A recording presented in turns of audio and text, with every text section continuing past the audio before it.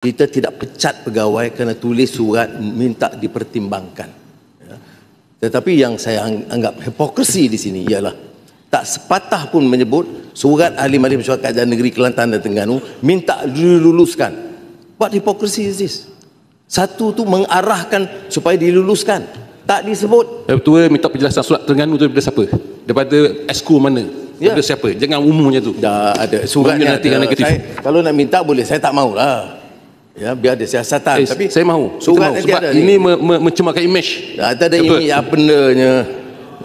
Imej. Ini surat ada. Saya boleh hantar kat Yang Berhormat baca. Saya di parlimen, saya bertanggungjawab. Ini surat pengurusi jawatankuasa infrastruktur dan utility luar bandar Terengganu. Nak tahu lagi ke? Benda ni. Nyata surat ni ada. Tak sepatah pun. Okey, terima kasih. Jelas, terima kasih. Terima kasih banyak. Kantoi. Gitu senang. Saya nak elak sebab ini parlimen. Kita buat biar siasatan lah. Kalau saya sebut itu prejudice case lebih pada yang menusabah, saya sebut sekadar nak tunjuk bahawa pembangkang tak konsisten. Satu kes minta lulus tu no issue. Satu kes minta pertimbangan big issue.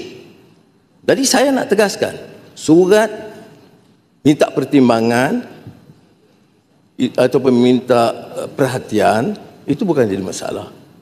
Cuma bentuk sekiranya diandaikan mempengaruhi itu masalah, mengarahkan kelulusan. Dalam kes yang sekarang disiasat oleh SPRM, sudah lihat nak suruh buat apa lagi? Orang itu digari dengan baju orange. Kalau saya ada pengaruh, saya rasa banyak kes berat yang letak digari pun tak puas hati lagi ke? Jadi saya setakat itu, dan saya tidak tegur sepatah pun kepada SPRM. Saya dah bagi tahu dia bebas untuk siasat, dia siasat lah. Dia nak suruh apa lagi?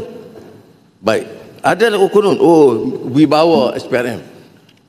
Dia ambil tindakan terhadap kartel terbesar yang diberi perlindungan selama puluhan tahun. SPRM dan badan-badan ini semua menteri saya tahu. Mustahil tidak tahu adanya sindiket yang besar. Ya. Jangan cabar lebih dari itu. Tapi dibiarkan. Sebab itu kita dapat kumpul 15.5 bilion ringgit. Jadi saya, setakat yang saya boleh buat, Masjid Tanah, saya kata, beri kelonggaran, dia siasat. Tidak ada maklumat kepada saya, tidak campur tangan.